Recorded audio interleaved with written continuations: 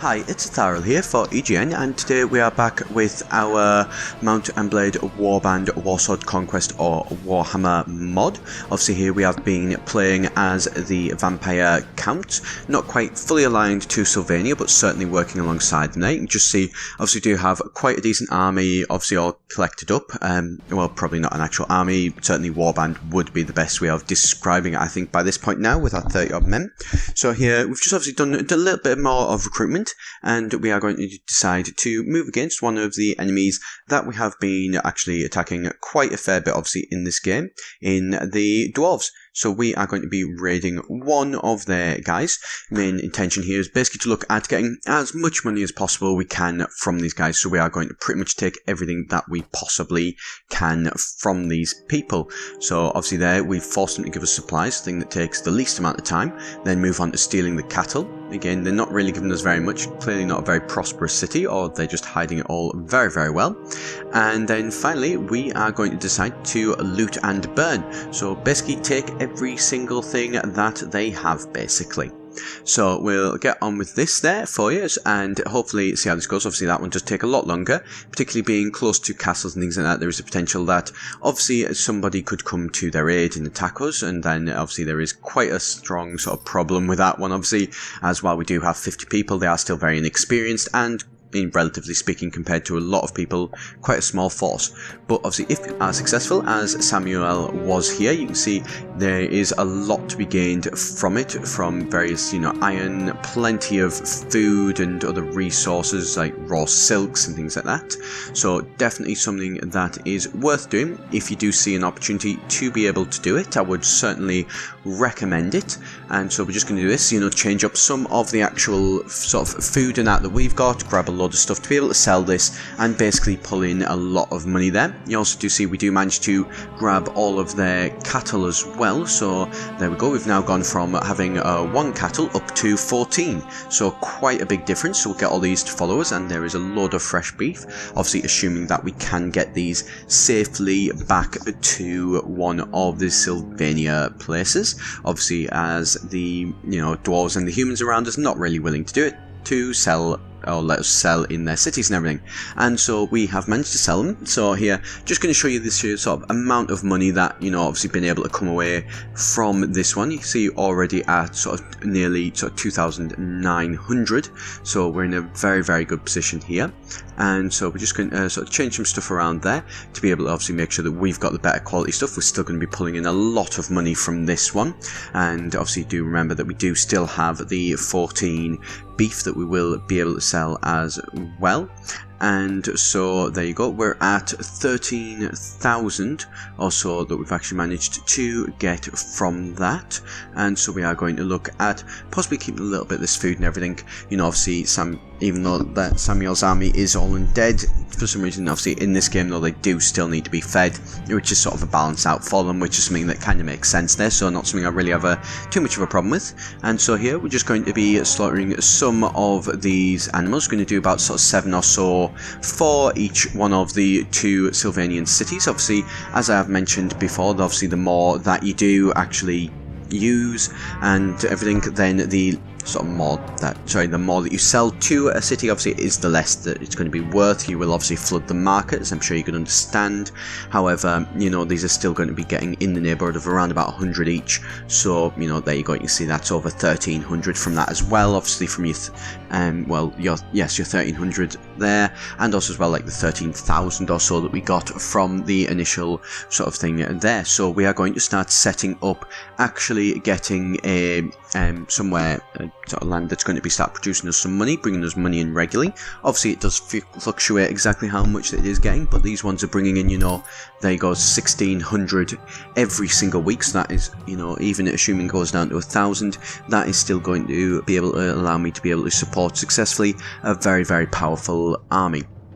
So obviously we sold those as well to the other one, managed to get ourselves set up with another sort of merchant sort of thing going on in the other city as well, and so we're going to just take this army here. Obviously they do take a week or so to get set up and start bringing in some money for us, but between now and then we are going to try and follow the same idea and look at raiding the actual empire as well with any luck. So we're going to have a look around into there. This here, you can just see that I have obviously got a lot of new equipment. I've got a new sword there, new helmet, and crossbow as well, so we are just going to have a look at using these. Obviously I would have ideally liked to have been able to use some firearms and things, but obviously the Slyvanians do not seem to sell firearms. They only really actually have the crossbows, which is, you know, not a problem. It does mean, you know, we'll just use a crossbow instead and learn to use that, and obviously we can't use it on horseback, although we're not actually using a horse at the minute or anything, so not a worry there or anything.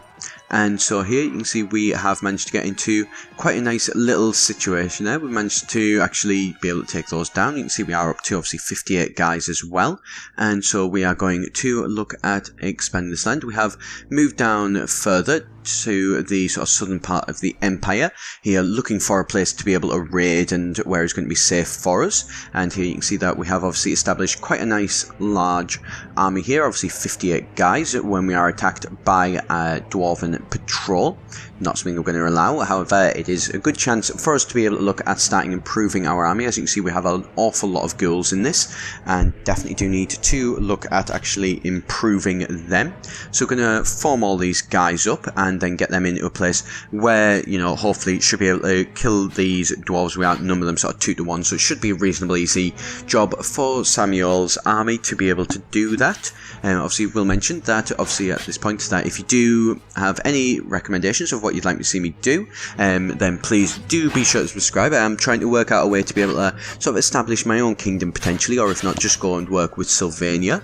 Let me know which one you think would be the better option, and if you do have any advice, be sure to let me know. Obviously, also as well, do be sure to subscribe here at EGen, putting out videos, aiming for a video every single day for the next couple of weeks at least, so do be sure to subscribe for notifications of those.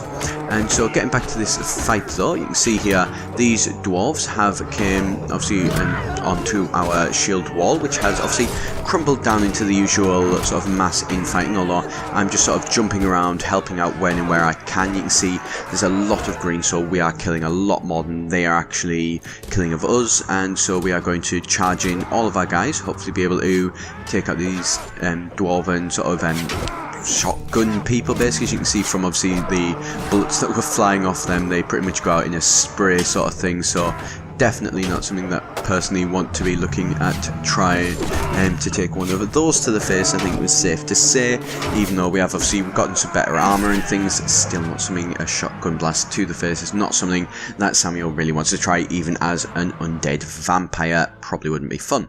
And so there you go, we have managed to gain quite a lot there. You can see we've got a lot of guys now that are waiting to be upgraded, and more importantly, of the 10 prisoners that we can get, there are a lot of different options for those. So we're going to be obviously grabbing all of those. Also going to level ourselves up as well, as we are obviously able to actually do that. And so we're getting to quite a nice little state here. You can see obviously we are, you know, got good leadership, good intelligence, not great agility or charisma, but you know, we can deal with that. And so here you can see that we are going to obviously be starting to expand our shield. Obviously, so we're going to start using one. Obviously, we want to increase its resistance so it's actually usable, not basically just like a piece of paper that's going to fall apart. And here, moving on to the village of Bugmans, it is under the control of some bandits. That is not something we are going to allow, not through any real reason of wanting to help the dwarves themselves. Obviously, it's more of the fact that basically we want to be the ones who are attacking this place, not some bandit forces. And so we are going to come in and hopefully try and take these guys out. It shouldn't be too much of a difficult situation to do that one there though. They're obviously only bandits, and I think it's safe to say we'll be able to take them out with relative ease. Obviously, it's a good chance for my ghoul army to be able to get some new experience as well, which is always a good thing. And then you see, literally just used a villager as a way to block their sword. Does seem to be an issue here that I have noticed. Seems to be a little bit of bug with this weapon, that or maybe a deliberate choice, that when you are using it one hand, you are pretty much only able to thrust with it. It is only a two-handed weapon, properly able to swing and thrust when you are using it as well as a two-handed weapon. So that's not brilliant, but you know, it can deal with it for the minute. And so here, now that we have received those off Bugman, we decided to try and raid it, when unfortunately King Orion of the Wood Elves has shown up, deciding that that is simply not allowed, and so he decides to attack us. Given that we've never actually tried to go against the Wood Elves, but that's fine there. And so also as well there, we decide not worth it, we're going to get out of there. So we take our 14 guys and our 10 prisoners, we cover our retreat as much as we're able, and we get the hell out of Dodge basically. And so here on the way back though, we are attacked by some scouts of the Empire, trying to capitalise on the opportunity to be able to attack us. You can see there that of the 9 guys as well that I have, 3 of them are actual, you know, main sort of named characters. So we're in not a terrible position, and so we are going to sort of form up our guys and hope for the best that, you know, we will actually be able to take out a couple of these guys. Hopefully should be able to do it before they actually kill us, and we should be hopefully able to get here strangely.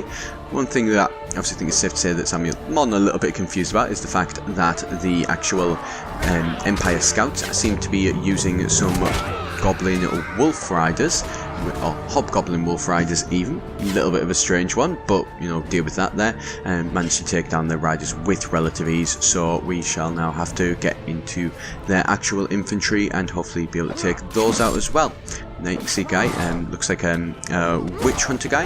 Some people that I do actually quite like for the Empire are the witch hunters, and everything. If I ever do run another actual Empire game for this, some people that I will be actually using those and actually trying to play possibly as a witch hunter sort of thing. I think it could be quite a nice, interesting way to do a game.